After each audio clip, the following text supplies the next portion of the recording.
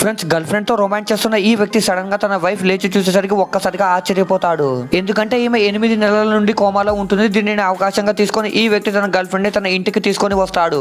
And తన wife ముందే కూర్చొని రొమాన్స్ చేయడం స్టార్ట్ చేస్తాడు. ఇంకా తన వైఫ్ ఎప్పుడు కూడా స్ప్రోలోకి రాదేమో అనుకుంటారు. కానీ తన వైఫ్ లేచేసరికి ఒక్కసారిగా ఆశ్చర్యపోతారు. ఇంకా వెంటనే లేచి ఈ వ్యక్తి డాక్టర్ దగ్గరికి వెళ్తాడు. ఇంకా ఈ వ్యక్తి ఒక ప్లాన్ ని వేసి డాక్టర్ దగ్గరికి వెళ్లి నా భార్య కోమాలో నుండి బయటకు వచ్చినప్పటి నుండి ఏదేదో మాట్లాడుతుంది అని అబద్ధం చెప్తాడు.